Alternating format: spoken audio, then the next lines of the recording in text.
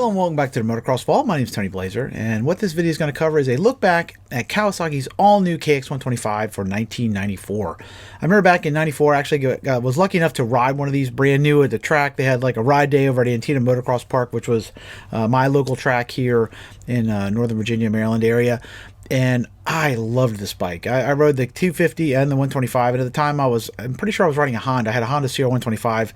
And I just could not believe how much better the suspension was on this bike. The bike just gobbled up bumps that just would beat the tar out of you on my CR. My CR was probably it was a 1990 at the time, I think, and it was still faster than this KX, I think. The CR was a very fast machine, but it did not have the suspension compliance these Kawasaki's had in the CR. The 93, 94 KXs were just awesome in the suspension front, and it was like a night and day difference in terms of how plush they were and how you could just hit bumps and you just didn't even feel them. It was an awesome motorcycle.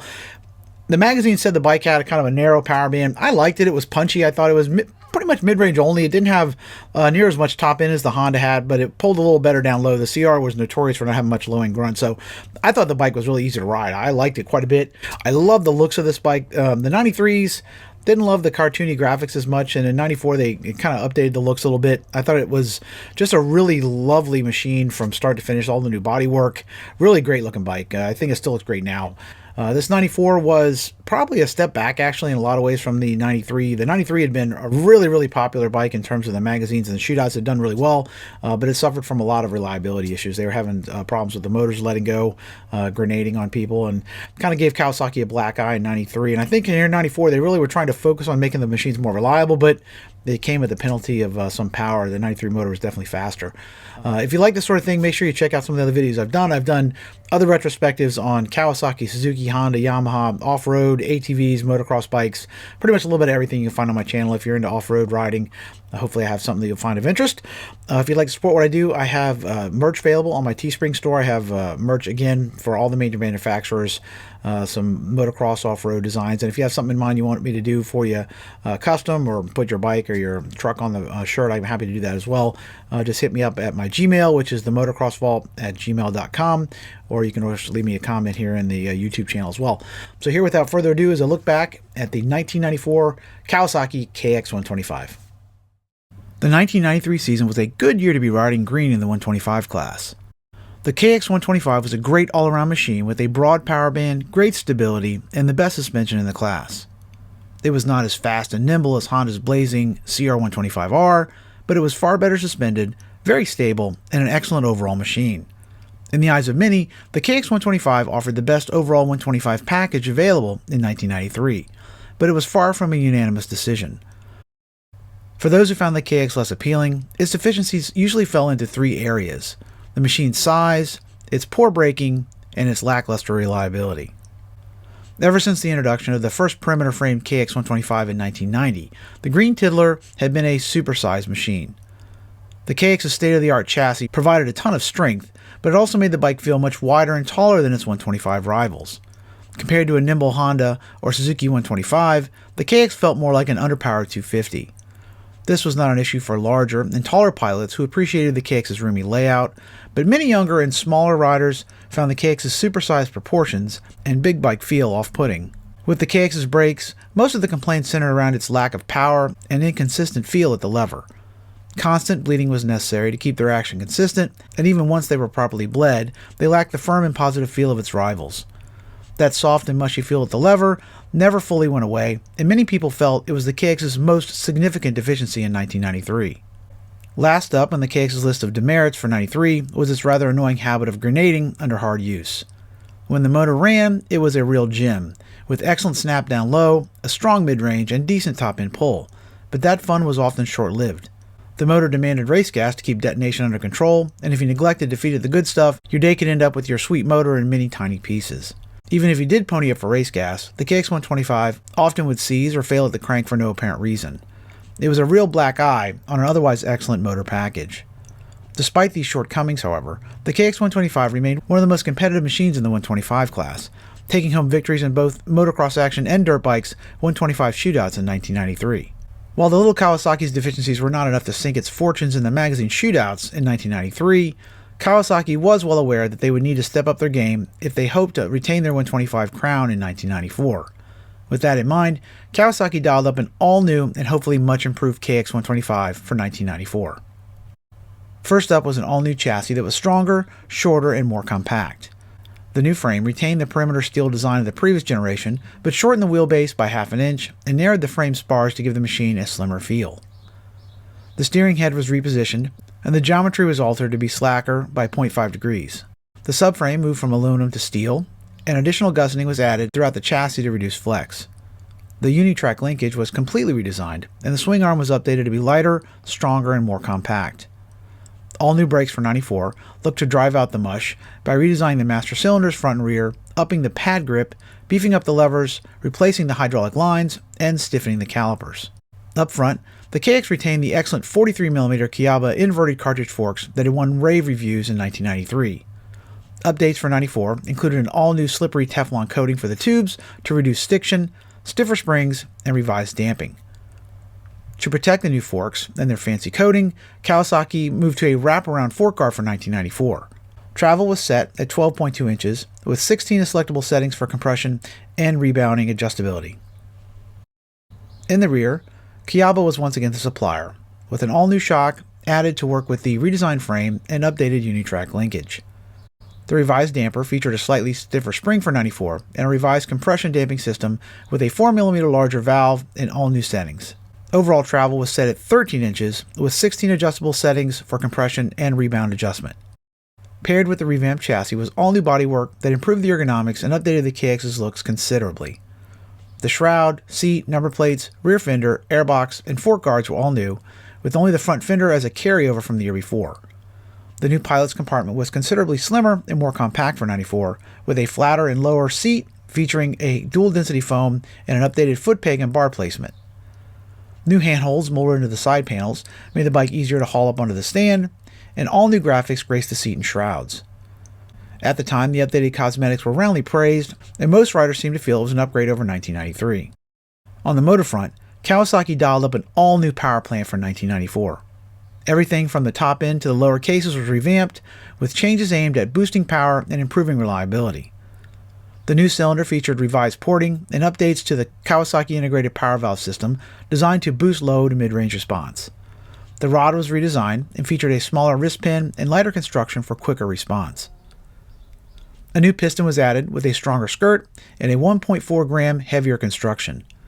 The intake was reduced in size by 18%, and the reed valve was moved from a 6-pedal to a 4-pedal design to increase intake velocity. The material of the reeds was changed from carbon fiber to epoxy resin to alleviate some of the chipping issues the stock reeds had suffered from the year before. The carburetor remained a 36mm Keihin PKW design that featured a smaller manifold on the intake side for increased air velocity. An all-new airbox for 94 offered a narrower profile through the middle of the machine, a smaller air filter element, and an 18% increase in airflow to the air cleaner. An all-new expansion chamber was added to work with the reconfigured top end and featured a 50mm shorter silencer for improved response. The ignition was all new as well and featured revised timing to optimize spark control for a cleaner burn. Cooling was improved by reducing the number of hoses and increasing the velocity of the coolant throughout the system.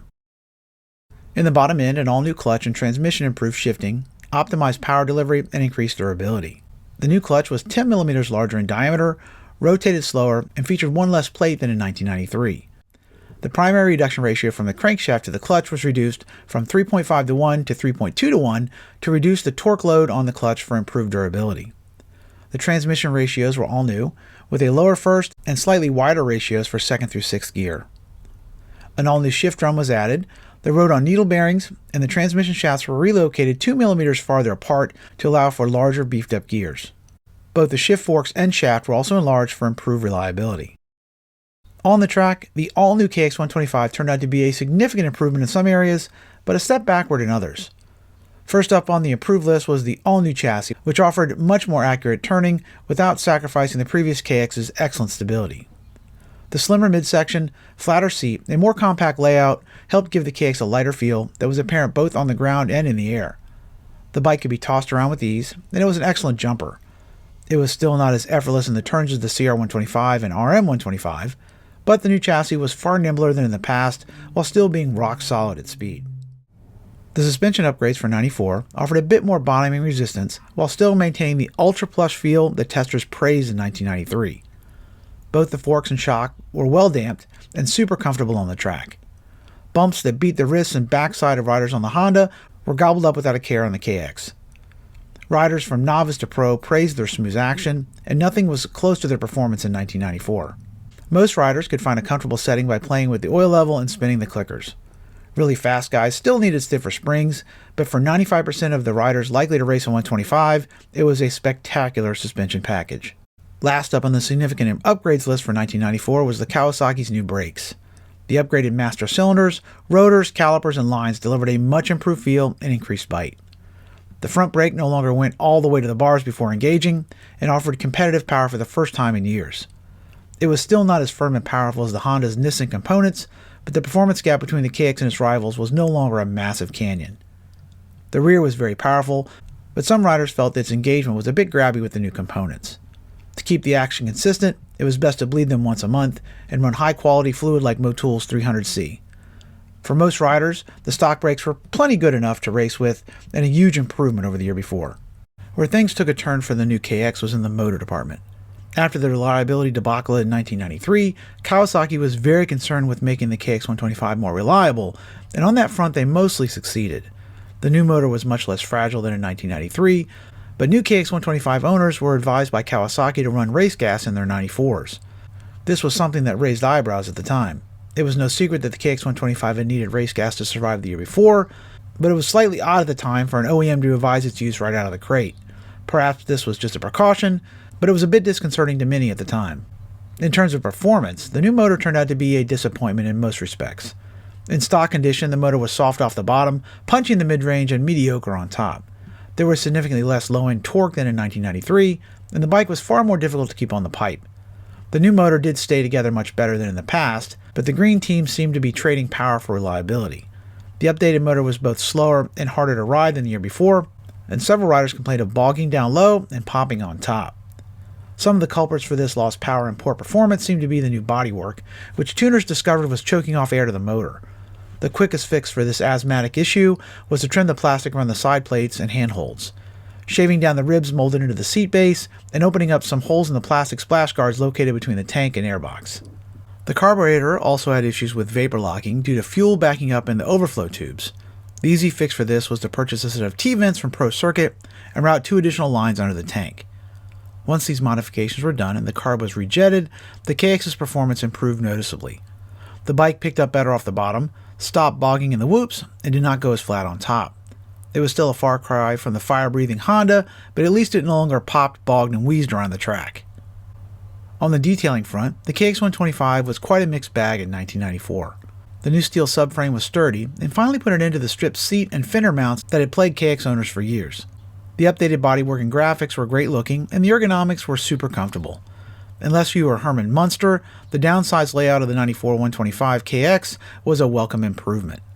The huge foot pegs were still the most comfortable in the class, but their return springs broke regularly, and cracks at the mounting points were very common. It was a good idea to keep a close eye on these welds, lest you find yourself pulling a one-footer on a hard landing. The stock clamps were also known to crack if improperly torqued, and the easiest fix was to swap them for the less fragile 93 clamps. The stock exhaust also frequently cracked at the first weld. Switching to a Pro Circuit RFMF pipe avoided this problem and did a good job of waking up the sleepy top end. The revamped motor was no powerhouse, but it did hold together much better than the year before. You could get away with a 50-50 mix of pump and race gas, and as long as you opened up the airbox, popped for a set of T-vents, rejetted the carb, and used good oil, it ran decently well and kept in one piece. The new gearbox was an improvement over previous Kawasaki efforts, but it remained more notchy than the Honda and Suzuki cog boxes. The revamped clutch offered a light pull and proved durable, but it did get a bit grabby if hammered. Unfortunately, hammering it was pretty much a necessity due to the motor's narrow power band and relative lack of output. In the end, the 1994 KX125 proved to be a frustrating follow-up to a class-leading machine. Its new chassis, bodywork, and suspension were all at the top of the class, but its revamped motor proved to be a death blow to an otherwise excellent 125 package.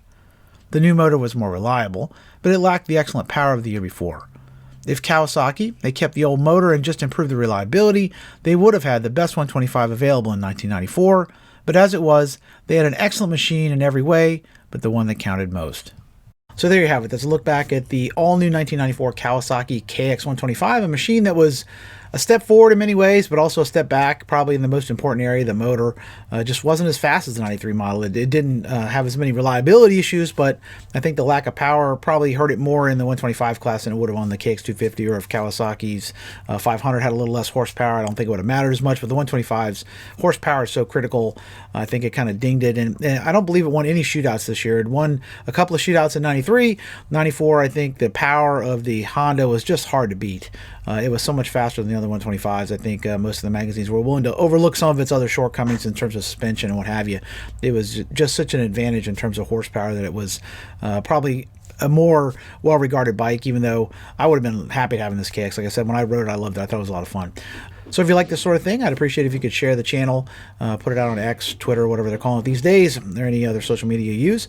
I would certainly appreciate it. So until we meet again, this is Tony Blazer for the Motocross Vault. Keep the rubber side down. Peace.